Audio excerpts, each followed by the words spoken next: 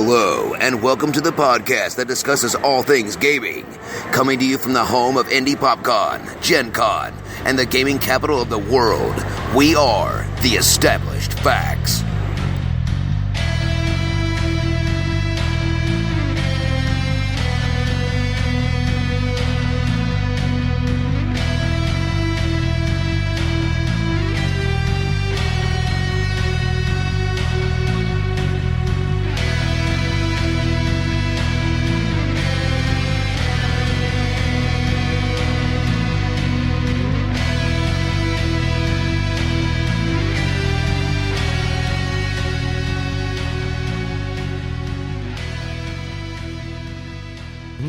Hello, everybody, and welcome to episode 166 of The Established Facts. And the crowd goes wild. Woo!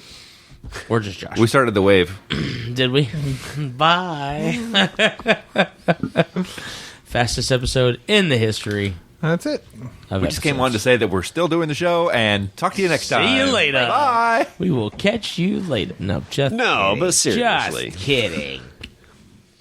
So, it's 2018. It is. Still. So that would be really fast. That's true. Or we just took way too long to release a second episode. Have any Timey did have a baby. It's been a while. Have any celebrities died yet? Maybe. What? Have any celebrities died yet? I don't know. I wait until the end of the year. There was that one guy. Remember? I just take a roll call at the end of the year to see what happens. Just call up Hollywood. Hey, how many are left? What do you got? No? Okay. 75. There's 75. I don't know. Anyway, for this episode of The Established Facts, we will be discussing the Deadpool. art. No, not this time. Future events. The art, maybe. The art of finishing a sentence. We're going to talk about this, and we're terrible with this. Is that a thing? This would be bad. The art of scheduling your games and why time is important in your life of gaming. But before we get into that, This is our host, Don. We have a counseling session that's going to be starting here. See, I can't even finish a dang sentence. It's like I'm at your home. podcast, Don. It's like I'm at home, and I'm trying to have a conversation with my children, and my wife and my brother are in the same room with me. Anyway, This is about scheduling, right? I think so. Okay. I don't know. Schedule the conversation. I may need to go and see a doctor. Hi. Well, I mean, She's got her mouth full right now, but she really means well. She is a doctor. I am. All right, that being said, we'll go ahead and do our introductions. We will start with the lady who has a sandwich in her face. This is Dr. Deb. At this moment, I am still pregnant, thus I'm allowed to eat a sandwich on a podcast. Well, I have At the spoken. moment of this recording, however, when you're hearing this, she Right. will likely not be. Yeah, that's Maybe. an iffy. We'll but see. Right now, I'm pregnant, so food.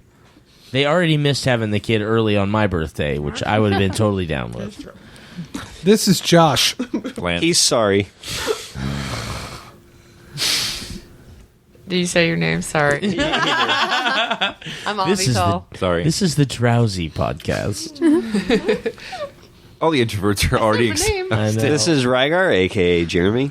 This is Princess Katie. And of course, this is your discombobulated host, Big Don. Reg already said that. He said discombobulated? No, that you were Don.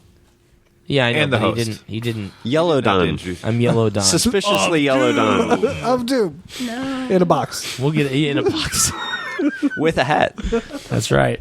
A fez. In a chair. Kill me. And a Oh, ghost. Lance, don't do it, no! Someone Okay, once so- asked me what my ideal job would be, like if I could get paid to do anything, and I told him hitman, and I don't think they liked that answer. Who did you talk to about this? Your career counselor? So I'm looking for a new job. Hopefully it's not in scheduling. Yeah, right. Okay, so as you public can speaking. tell, our subject matter for episode 166 is how to schedule games and why scheduling games is important and why, over my lifetime, my attitude towards scheduling games has changed tremendously. Because you growed up. Because I growed up. Mama, look at me And now. got 3 kids. Yeah. So, we're going to do our versus topic, obviously, like we do. when we remember to do them. So this is going to be a set scheduled game, whereas, maybe it's the first weekend in a month, every month, or every weekend on this specific day, or once a quarter on this day at If this there's a blue time. moon. If there's a, twice in a year. Okay. The equinox of the vernox. So we're going to be doing set schedule versus setting the schedule, which means when you are in your game, when you have met to play your game, you set the schedule for the next game in that session, whether it be before or after. I actually like to do it before, because that way we can get that out of the way, and then we can just sit down and game and have a good time and not worry about all the administrative stuff at the end. Everybody's wanting to talk already anyways. Right, exactly. So it kind of gives you an opportunity to, everybody's chatting up and they're catching up, and then you say, okay, cool. So obviously we're going to be playing this in about 20 minutes. Let's talk about when we'd like to get together next time, and then you can kind of set your loose schedule. I feel like when you have a schedule like that, you have to make it a little flexible, because you don't know what's going to happen within that time frame. If it's a month away, I know a lot of us play like once a month. So sometimes it's like, hey, I want to do it on the 3rd, and it's like, well, I have a funeral on the 3rd now, and I didn't obviously know about it until today. So, setting a schedule in the gaming versus having a set schedule. So we're going to go ahead and start in the way that we introduced ourselves, starting with Deb. Set schedule versus setting the schedule. So this actually is probably contradictory to my personality, but I'm actually going to go with setting the schedule, not a set schedule. And I know with verses we don't give an explanation, so I'll just say setting, and we'll discuss it at the end. I'm trying to help you get control of the podcast, Don. It's okay. It's already gone, but I'm trying. We're in episode 166. If I have not realized that I'm never going to have control of this podcast by now, It's That's true. I'll just... so sad and true. It's like wrangling a bunch of toddlers. Exactly. Kittens. Which you'd think I'd be good at that. Toddlers with Toddler kittens. kitten. Toddler kittens. I was thinking toddlers It's a with perishable kittens. skill, Don. With lasers on their Suspicious forehead. yellow toddler kittens. Freaking laser. of a box. doom. In a box. With a hat. That's right. No. Under a Yes. table. In a chair. No, in a hat box. This makes me so unhappy. Josh. I'm going to say setting the schedule as well. Setting schedule. Set. Okay. Both. Fence sitter. Avital. That's not an answer. I'm going to Yes, say it set. is. Set. I'm going to say setting. Okay. I am going to say setting the schedule. Avital, present to us both sides of your case. Madam Fence sitter. Well, Generally, for the LARP games that I play, they play on a specific time. Whatever it is. Like for the werewolf game, it's generally every other month, second Saturday during the day. The spot game I just started playing is second Saturday of the months that the werewolf isn't playing. Like they Is that Okay. they offset. Is that a werewolf game for nothing but Dalmatians? The spot Spot. game. Sabat. Oh, I thought you said spot game. I heard spot as well. Sabat. Vampire. Anyways. Second Saturday in the evening on the opposite months that the werewolf isn't playing. So, like, then I know that that's when that's happening every month. Oh, that's cool. You know, and etc. And I mean, like, if I want to go visit other games in other cities, then those are on, like, set schedules. But I also, any other games that I play, like, I like to just be able to schedule them around all the other things that I'm doing, whether I'm doing things with family or around LARP and such. So, like, I like having the things that are set. Like, I know when this is happening, because, like, LARP, like, you gotta get... I mean, I have to, costuming and this and that and whatever, and then, like, what other games I'm gonna do, or, scheduling podcasts, so, like, oh, okay, this is happening around things that are going on, and so I like, having some things that I know always when they are, and then, setting up other things around those, other to play as I wish. Cool. All right. Rhaegar and Lance, and I'll let you choose whoever wants to go. Okay, Rhaegar. When it comes to a set schedule, why do you prefer having that consistency? Well, I think, at least in this particular case, I guess, I try to figure out, looking at myself as a storyteller here, or a DM, I try to figure out points in people's schedules when they're available, and maximizing the availability for those people. I would then schedule myself, or schedule the event to occur in those blocks of free time. In the event that something comes up, as long as one person's able to attend, you should still, I think you should still be able to have a session. And just, tailor it around whatever happens, who shows up, work that into the story somehow. And it's the idea that you're scheduling it ahead of time. It's there. You can make sure you're prepared for that ahead of time. So it's just kind of keeping yourself focused and expecting something to happen. And then in the event that the number of people that show up isn't what you're expecting, you can improv around that. Okay. Lance, what do you think? My calendar fills up really quickly, so I like to have way off in the future, this is what I'm doing on this particular day. If something comes up and it's more important than that game, I'll let the group know well in advance, hey, this happened. Excellent. I'm not going to be able to make it. And that goes to what he was saying. Maybe they can do something else if it's really important that I be there, or how important am I to that game that if I miss a session, it's not going to affect it at all. I second this entirely. Yeah. So sometimes you're the key player in a plot, and they can't move forward without you, in which case they have to figure out, can we move it a day or not, and then does that work with your schedule? But having it out there, say 3 months in advance, I know exactly what I'm doing. So someone comes to me and says, hey, let's go do this thing. Sorry, man, I can't. Yep. I've already got something planned for that day. But would you like to fill the next time slot that I have available? Because there are so many things that come up already. Like the school year tells you this is what days your child have these events, so you can plan those out. That day is full, so I can't do that. Then they come up with, well, we're going to do this thing that your kid really enjoys, and your kid's begging you, can I do this? Well, that's the day I game. Okay, guys, this is more important. So that's my give and take. But I really prefer it to be already on the schedule and already on the calendar so that I can tell people, no, I can't do something that day. Let's do something different. Okay. So you enjoy the consistency in general, from what it sounds like, because you can expect that if it's the third Saturday of every month, on the third Saturday of every month, you're going to be at the same place at the same time, unless something gets in the way.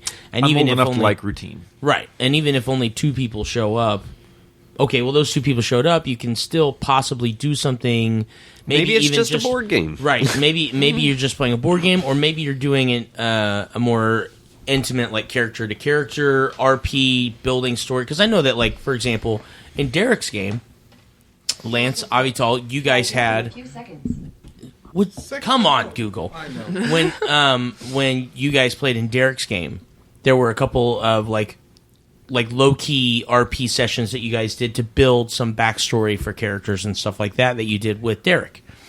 So I think that's kind of a cool idea, in that if you have a scheduled game, same time, same place, every month, and only a couple people show up, you can always, like you say, you can always improv, that either that session, or you can improv what you're going to do that day and play a different game. Stretch out like the character backstory or something. Just be like, hey, let's go over what your character is. I think we covered this in our session 0 kind of stuff. Mm-hmm.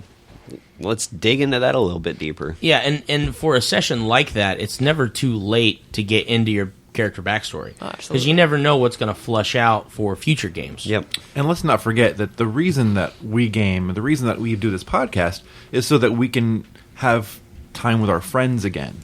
And I don't like to have to reschedule that. I like, hey, look, we're going to all be here together. Let's do something. If we don't game, let's talk about what's been going on in our lives, because I haven't seen you in a month. Sure. Or however long it's been.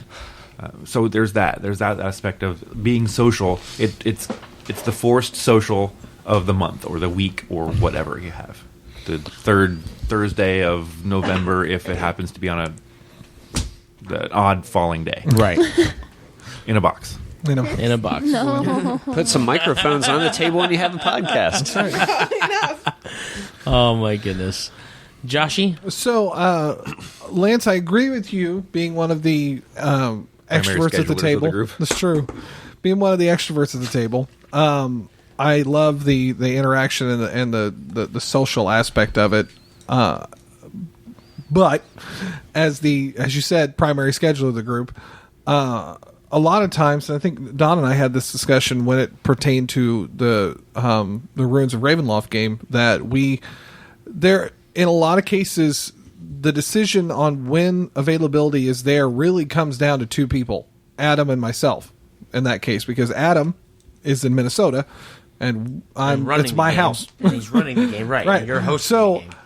for him, because his kid's schedule changes pretty frequently, and his schedule fluctuates even more than probably Deb and I's does, we have to kind of work it based off of his availability, and then due to our the involvement with the young kids, which I know you understand and have, the church involvement, which mine has increased because I've taken on a leadership position.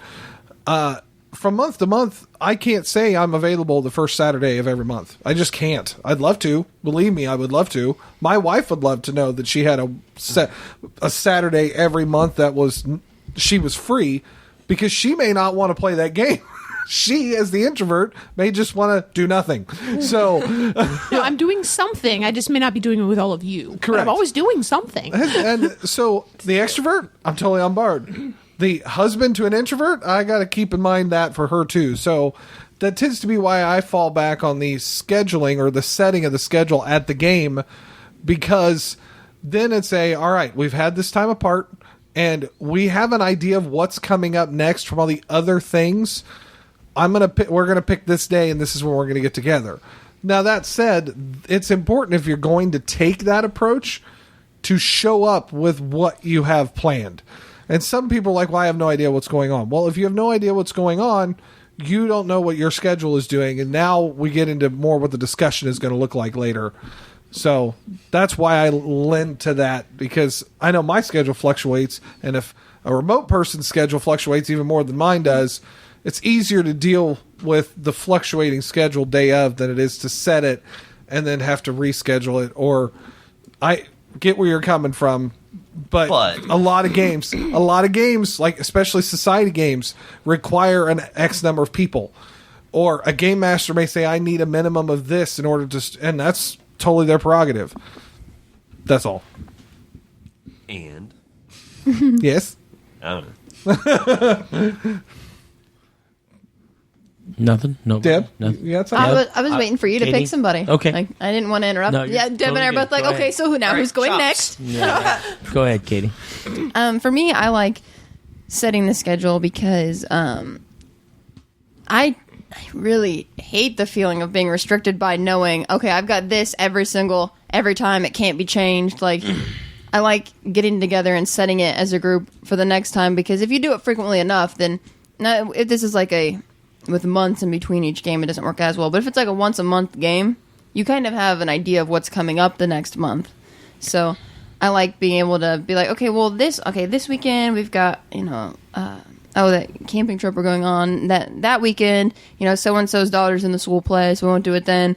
It's helpful to just like kind of plan as you go, because everybody's so busy with all the things that they do. I don't like having it set, like, well, it's this day no matter what, and then something else comes up, like what Lance is talking about, something that's more important, like whether it be, something for your family, something with work or whatever, and then you definitely can't make it. It seems like if you do it more flexible, you have a higher chance of everyone making it to more games.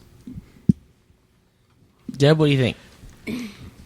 So it's really funny because my personality would be that I do want it set, and I want it set for about a year in advance, because I love knowing, I love having a schedule, I love following the schedule. And early on in our gaming career, I think we tried to do that with our friends and going, okay, every first Saturday we're going to do this, or every second Sunday it's going to be this. And inevitably it would fall apart after about 2 months. Because somebody's now got they're in a new relationship, they can't do that. Their job schedule just changed, they can't do that. They've got a kid on the way, they can't do that.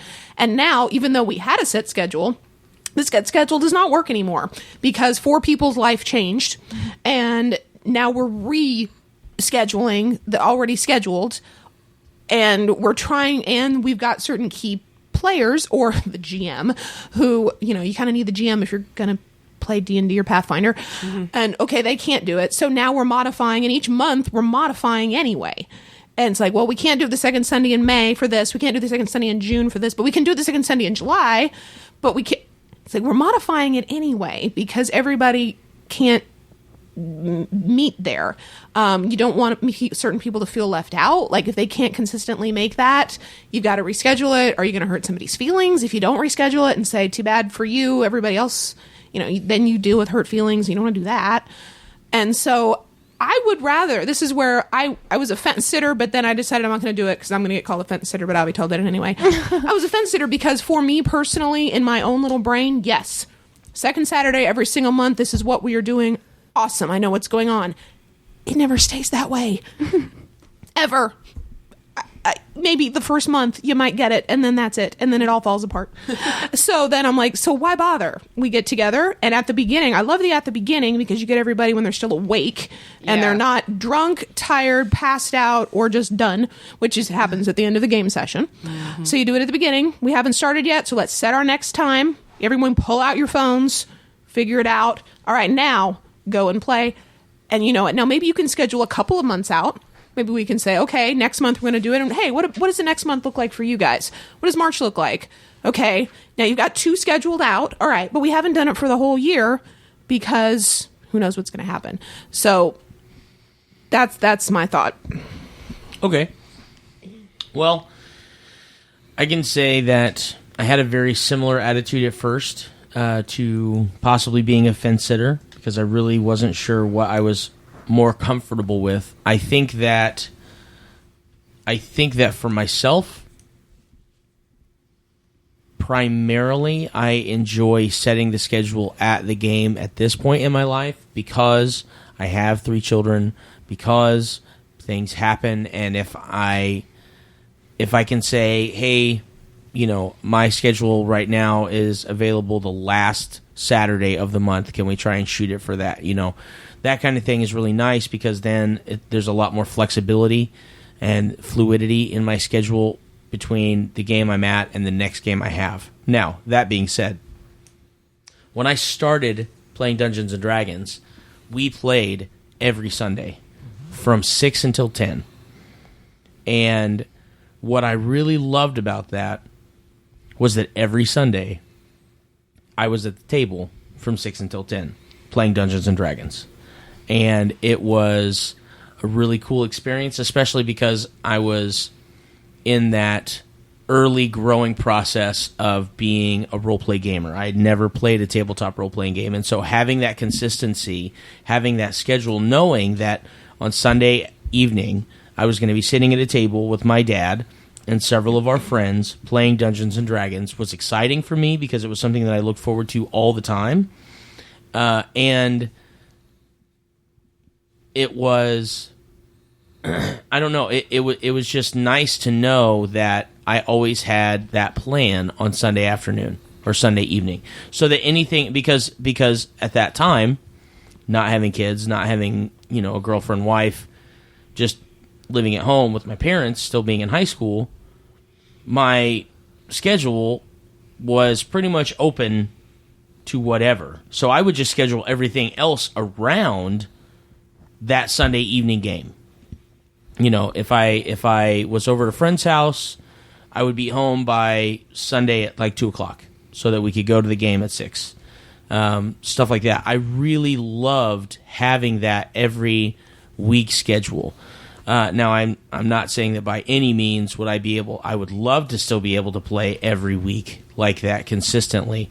Life just doesn't have that availability for me right now, or for my family.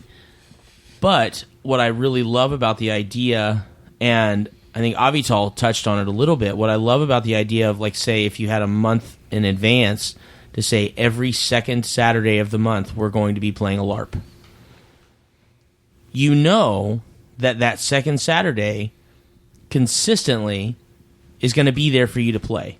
So everything else in your life, you can, I'm one who really enjoys playing in a lot of different games because I love the storytelling experience. I love being able to play different characters and stuff like that. Knowing that I had a dedicated game every second Saturday of the month would be really nice for me, because then I could say, okay, well, I know what I'm doing the second Saturday of the month, so anything else I need to do or want to do, I can do in the first, third, or fourth. Or fifth if there is one. So I really dig that set schedule, but I think with a family and with, playing in certain games and then also running in certain games, having the availability to set your schedule at the game in a more fluid way, I think is more realistic when you're dealing with, in the game I'm getting ready to start running myself, there's 10 players. And my rule was, as long as I have 6, I will run. If I don't have 6, we can come up with something else to do. We can work on backstories, like I said. We can just hang out and play Harry Potter the card game. I don't care. It doesn't matter to me. But as long as I have 6, I will run Pathfinder. Because 6 is a very comfortable number for me to run, and I can build the encounters the way I want to build them, and I don't have to fudge a whole lot. And if there's 10, I just elevate the numbers a little bit. But if there's less than 6, it does, especially considering that really only means that 4 people have to show up at my house because my wife and my brother are both in the game and they live with me. So as long as I have 4 people just show up at my house to play, then I'm good to run. Now, one other thing that Avital brought up that I had forgotten about in my Dungeons & Dragons game is we actually had a rotating GM situation where every other week we played, like I played an elven rogue and I played a dwarven fighter, and and we would have the 2 GMs, either one of them was playing in one game or they were running it. And it was really nice because it would be like every week there'd be a new GM between the 2 of them, and we would just flip-flop back and forth and just keep those storylines consistent. Now, that takes a lot of note-taking, which is really nice because the GMs were really great at taking notes in their games, and the players were really good at taking notes and differentiating between what games were going on.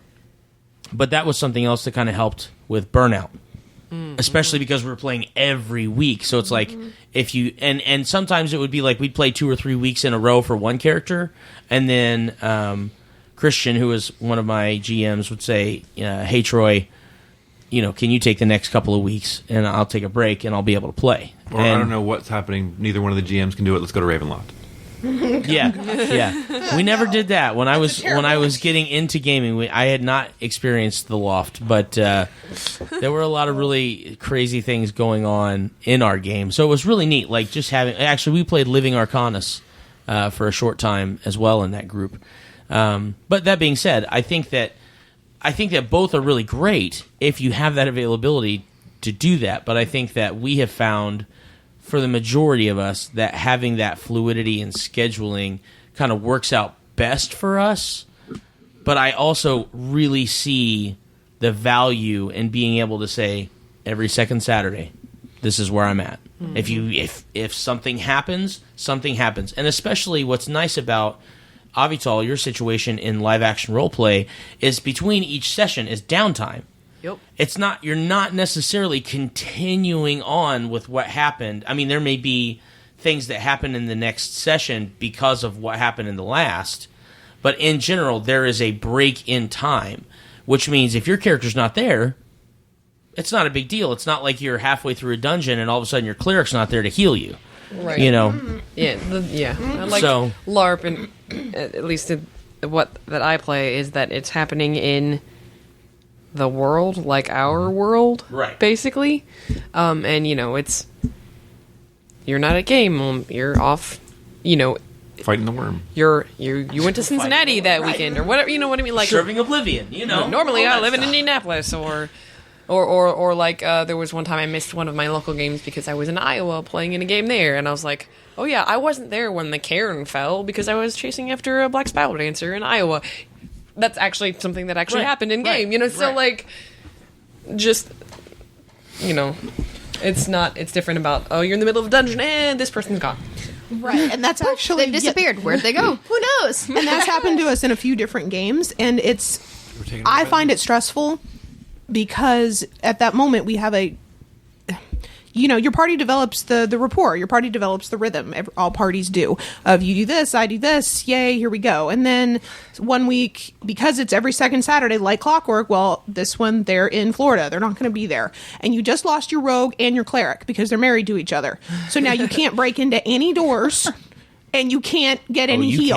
Oh, you can. Oh, you can. You can. The barbarian has no problem busting down the That door door. explodes just as well. That's right. Exactly. Yeah. However, You can't have the fastball special if Colossus isn't there. That's Right, true. right. That's true. and that's happened before. We were looking at each other like, do we have anybody with healing powers? Like, and we're all doing, and we're like, crap. Does anybody even have a cure light wounds potion? Right. A wand, something. And we're all checking, and it's, oh boy. So then does the DM create an NPC? Does the DM have to dumb down the whole level of difficulty of it because he doesn't want to kill y'all? Maybe he doesn't care. Maybe he's going to kill y'all. I don't know. But that's a difficulty where you're saying, okay, we'll just play without it. Well, if you've got all your fighting characters are gone, and all you got left is the bard, and who do we got left? A bard and a druid, maybe, are wandering through a dungeon Both of them together. can cast cures. I'm just saying, Well, they can a heal bard each and a other just fine. druid. That's. Okay, fair enough. I'd like to see that They team. can survive, but they probably they may not be able to That's like a kill a 70s lot of. Yeah, I was going to say, not a lot of maybe dying, but they won't be But it got dying. moving. So take your tray. They won't be dying anyway. That sort of thing. And then is the DM stressed out trying to figure out, okay, can I throw this encounter at him? Okay. And then the character, well, normally he would heal me first, but I can't go rushing in and doing something stupid because I got nobody to back me up. Well, I think So I don't know. How do you roll with that? Because then... as a GM who's had to deal with that kind of thing, I think that's why I set down the rule that I want 6 players at my table. Right. Because I can run the game with 4, but I have 10. Right. Approach it. You're expendable? Approach it more from a storytelling perspective and get that role playing element to it instead of rolling dice. Have there be more more of a interactive element to it. Right. Well, Like and you in were the same saying, respect, backstory stuff. when you're okay, so kind of backing this out in perspective and looking at real life, when you have to go to work and you're sick, What? or you listen, when you have to go to I'm work imagining. Okay. and you're sick, yeah, right, yeah. Sorry, I forgot. You're Leia. playing a role right now. When you're pretending like you have to go to work, and say you're sick, or you are out of town on vacation with family or something like that, wherever you are working is still, unless you're an entrepreneur and you're the only one to run it, is still to some degree operating without you there. Now, some people sometimes have to pick up a little bit more slack or a little bit more of the heavy lifting in order for that to function at the same capacity that it would if you were there. But the team shouldn't fall apart just because you had to miss a day. In my opinion, as a GM, it is not my responsibility to help your team function just because your rogue and your cleric are not there. If you have a team of 6 people that have been working together for, let's say, 4, 5, 6 sessions, you've gotten comfortable with one another and you understand what each person does, if 1 or 2 of those people miss and you still decide to play that game, it is up to the players at the table to fill those gaps that would normally be filled by the players that It's a aren't there. great training opportunity for Absolutely. players. And as a GM, I feel like it is then your opportunity and, to an extent, responsibility to reward the players for doing well in filling those gaps. Whether it be by giving them, if you're not playing a restricted society game with rules and stuff, maybe giving them a bump up in a skill point. Maybe the barbarian rolled a nat 20 on his disabled device, even though it's not trained, and you give him a 1 miscellaneous modifier for the rest of his character's, career in being able to do that, because that one time he got it right, and all of a sudden it kind of clicked in his head, like, oh, I might be able to do this if the rogue's not there. Well, I think the rule system makes a big impact on what decisions you can make in those situations. In the universe setting. Correct. As you just mentioned, the Pathfinder Society, the rules in it very clearly state that it has to be a minimum of 4 players, maximum of 6. That said, some game masters will fudge a 7th player, but it is still a minimum of 4. So this Emerald Spire dungeon thing that I have purposefully done under Pathfinder Society rules was so that I want a minimum of 4 players. And now it's not, the rules state I need 4 players. So I need at least 4 of you here for it. Right. I did that on purpose because even if we are missing a couple of people, a group of 4 is going to be more, unless they're 4 fighters, which if you do a proper group template, that should never happen. They should be able to make up those. You can't control a lot of times because Correct. people come and go. But because I put this team together with the group template in mind, they all are fitting into a niche, so that if a couple people are gone, they should still be able to recover. We're not going to be crippled because we've got the one person that does the only thing. They're the only person that does this, and you're like, well, crap, none of us can heal. Or we only have one melee fighter, and he's not here. And our bard didn't take knowledge nature. So that's, I think, a big element of it too. But if you're playing a LARP, which is very much focused on the character and the group of people that character runs around with, as long as there is a way for the story to continue without that person, because it's a much more story-driven system, then I absolutely can go with you there, Jeremy, on, there's only one, we're going to keep running and continue that story. Your rules system is going to dictate a lot of that as well. Well, it dovetails into what you said was what I was going to say, which is you have to be certain at the beginning of your session 0, oddly enough, then you got to make sure you've got a balanced party, because if the GM is not being alert enough to watch what people are putting together and everybody is a rogue variant or half your party is a barbarian variant. Oh, I'm not a barbarian, but you might as well be. You're like, what do they call them when they're the variations on the main one, but they're not actually archetype. Archetype, right? So like an oracle, can be a variant on a cleric. They're just like all light, that sort of thing. Mm-hmm.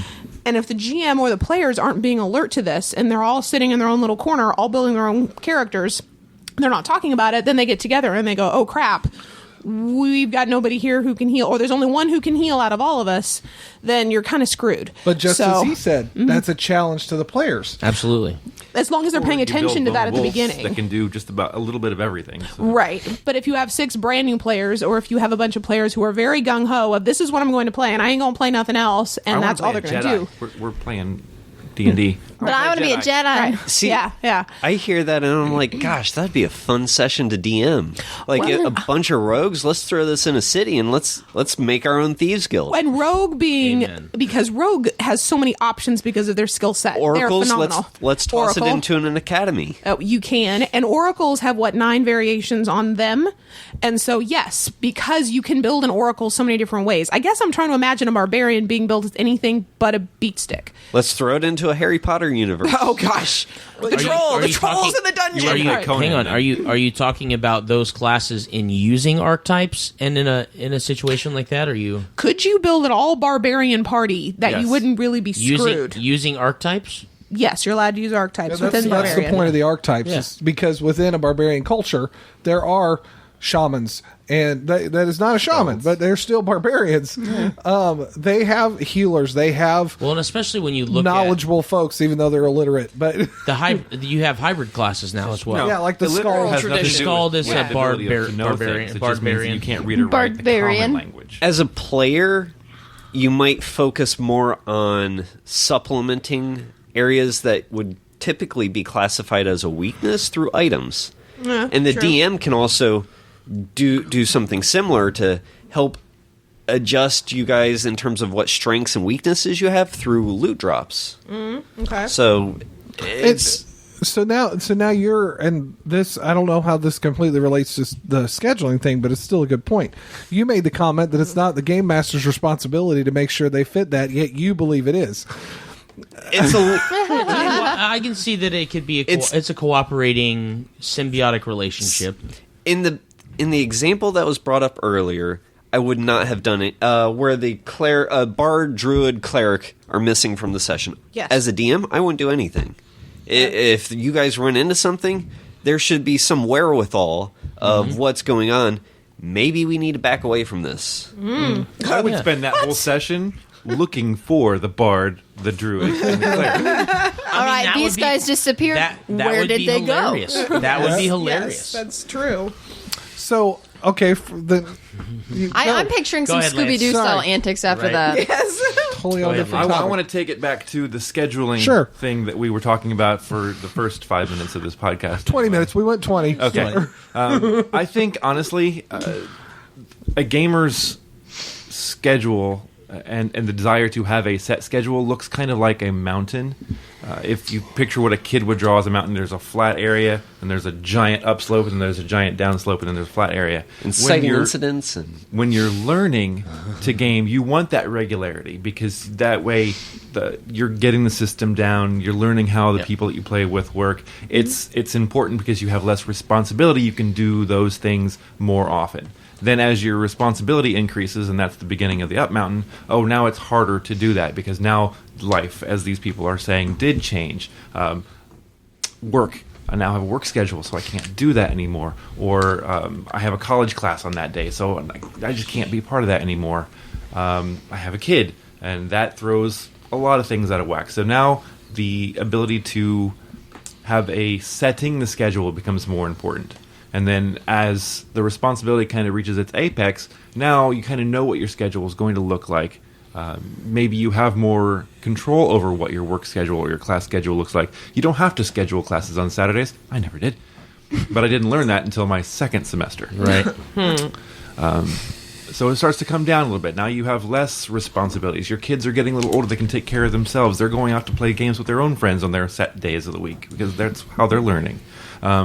And so forth. And then finally you get back to I don't have that much responsibility anymore. My kids are kind of taking care of themselves. Gaming all the time. Work is over, or it's at least I've dropped off of having to do so much because now I'm in a position to be in charge of the people that are doing it all the Right. time. Now I can go back to that regulated schedule. And I use as that particular model my parents. My dad had bowling nights during the week. He was going to be bowling on Friday nights. Didn't matter where. Didn't matter what was going on in our family, he was bowling. So my mom and I had to figure out things to do. My grandparents would play bridge on the Saturdays. Every Saturday they played bridge. They didn't have the ability to do that when they had kids of their own in the house because the kids had things that they had to do. Me, with my daughter, it's soccer on every Saturday. It's church and events on every Sunday, and some things during the week. So when she's no longer doing those or when she can drive herself to those things, I'll have more time to do that. But Sure.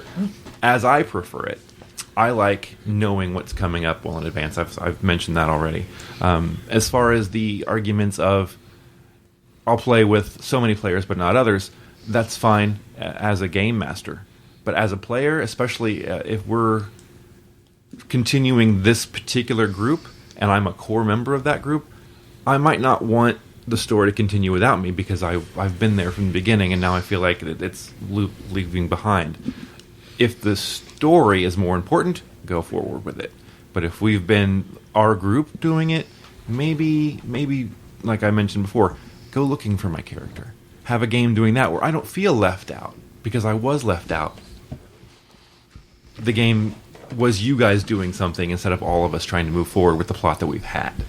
And finally, maybe you can just change the game. Maybe if Rhaegar can't be there and Avital can't be there, but we kind of need their characters, change the game. Let's play something else. We can always get back to that game the next time. And lots of groups have done that. Yeah. survey from the parents, does that seem pretty on top of the scheduling conflicts that you guys ran into? I think Dev and I both are in agreement. We're not against a set schedule, other than I don't think it works right now. It just because of the age of the kids. He's right. There's going to be a point where, like, Joey and Danny are almost to that point, but Sam is not, where you can pretty much give them, hey guys, go play in the other room. You can play with each other. If you need anything, come get us. It's not a big deal. Sam, on the other hand, is somebody you got to kind of pay He's a all the couple years attention away to. from that. Yeah, right. He's a couple years away and from that. Maggie's just now getting to that point where we can kind of let her play and do her thing, but we have another one on the way.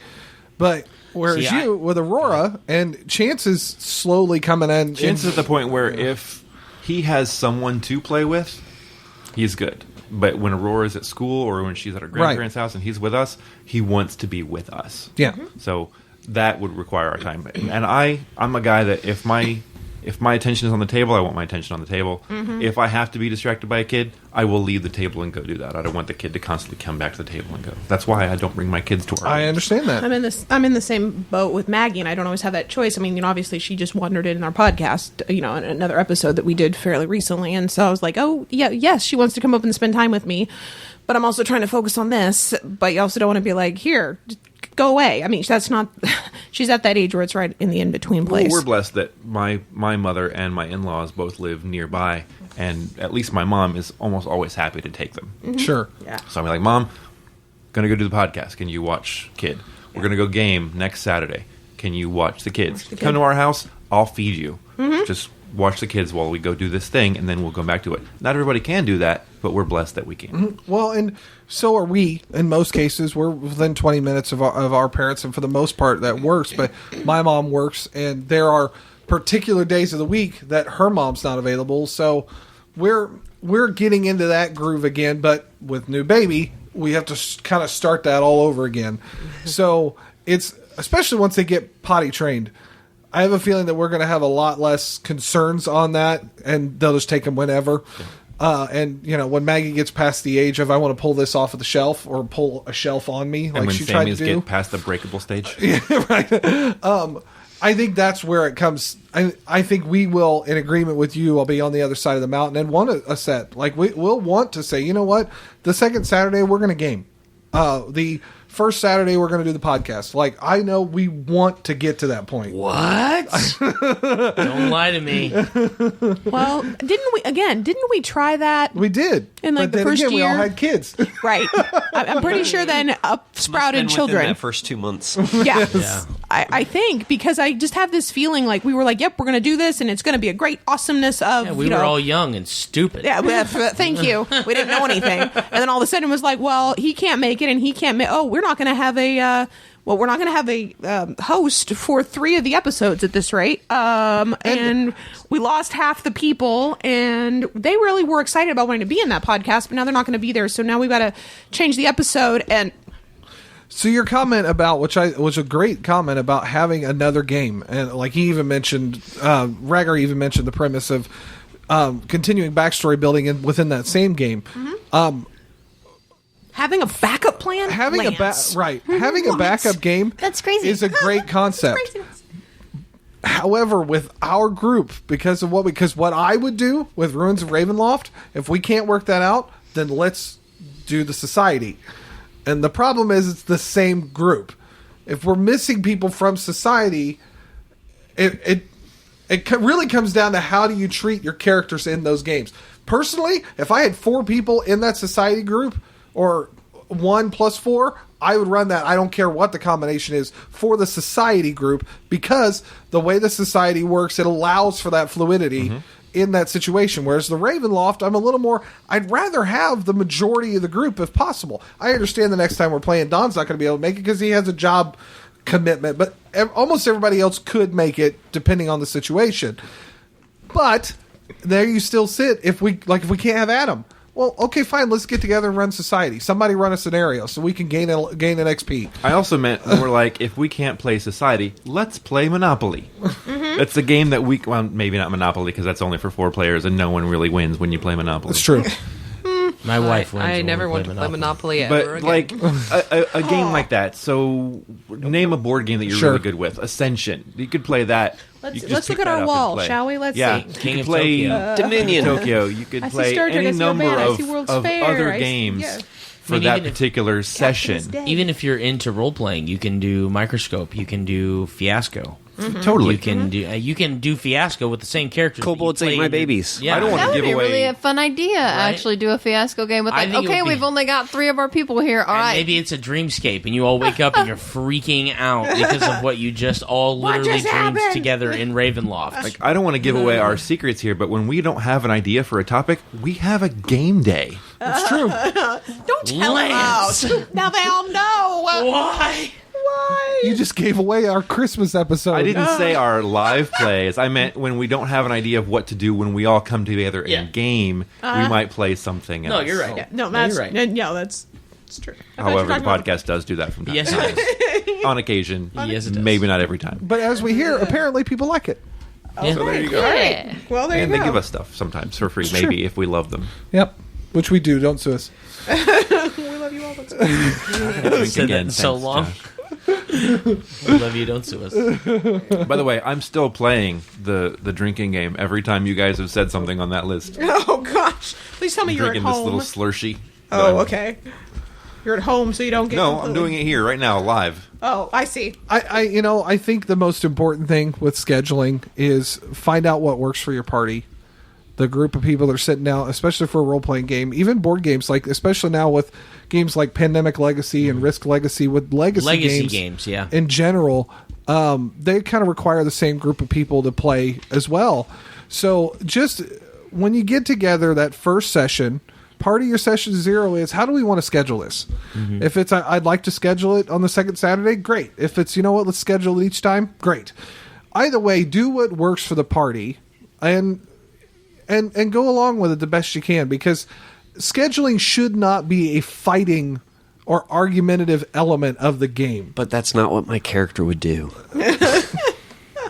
It's really good. Don't do it, Lance. Don't hit him. I was going to say Don't hit him. Definitely focus on that. I think that's probably the best advice I would give in this. Do what works for the party, and if things change, present it as such.